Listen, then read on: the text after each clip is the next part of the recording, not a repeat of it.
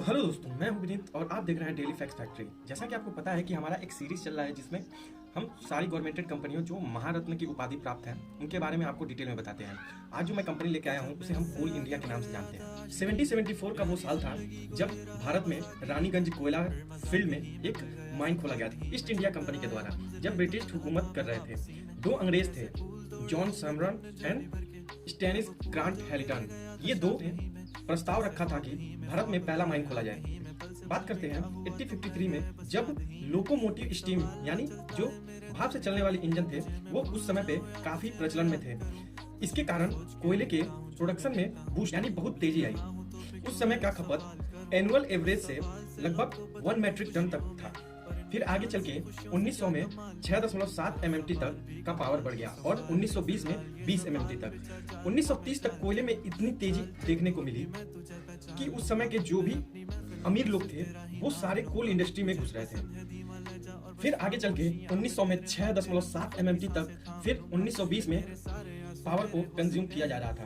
World war first में लगभग 30 MMT तक और वर्ल्ड वार 2 में लगभग 33 एमएमटी तक का कोयले की खपत अपने इंडिया में देखने को मिल रही थी।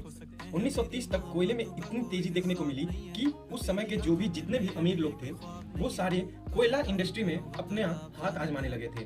उन लोगों के आने के बाद धनबाद, झरिया, बोकारो में ऐसे बड़े बड़े खदान देखने को मिले जो आज तक चालू हैं। अब समय था 1971 का, जब इंदिरा गांधी प्रधानमंत्री थी तो उन्होंने कोयले का राष्ट्रीयकरण किया यानी नेशनलाइजेशन ऑफ कोल किया था। 1972 में सरकार द्वारा 711 माइंस को नॉन कुकिंग कोल राष्ट्रीयकरण कर दिया गया था। उस समय पे कोल इंडिया के पास सिर्फ 5 सब्सिडरीज थी: CMPDIL, CCL, WCL, ECL, BCCL। फिर 1985 से 1986 में NCL, SCL। फिर आगे चल के 1992 और 93 में MCL आके जुड़ गई। फिर समय आया 1965 का।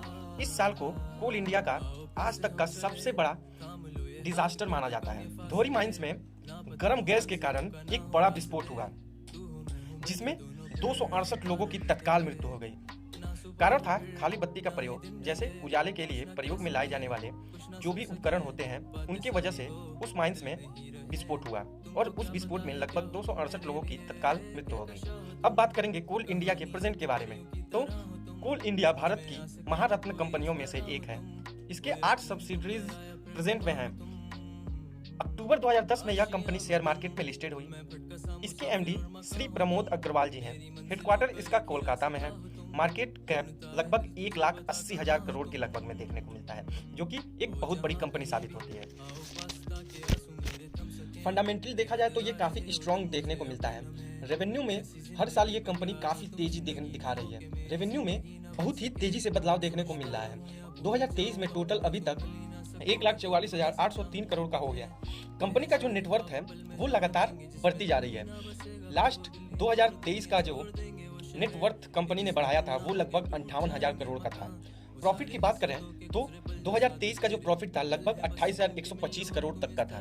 शेयर होल्डर्स पैटर्न की बात करें तो प्रमोटर्स के पास लगभग 64% तक का स्टे होल्ड पड़ा है, जो कि एक इन्वेस्टर के लिए काफी अच्छा माना जाता है। बात करें टेक्निकल एनालिसिस की तो आप देख सकते हैं कि कंपनी एक टाइम पे काफी हाई पे चल रही थी जब ये स्टार्ट की हुई थी, मगर धीरे धीरे वो नीचे आया। नीचे आने के बाद मैं खुद ही इसको 150 पे बाई किया था, जिसमें मैं 200 पे सेल कर दिया था। मुझे अभी तक रोकना चाहिए था मगर मैंने नहीं रोका। टेक्निकल एनालिसिस में ये देखने को मिलता है कि हम बाई और सेल कहाँ कर सकते हैं। बाई हम लगभग 275 और 285 के बीच में कर सकते हैं। आपको ये जानकारी अच्छी लगी हो तो लाइक करें, कमेंट करें। धन्यवाद।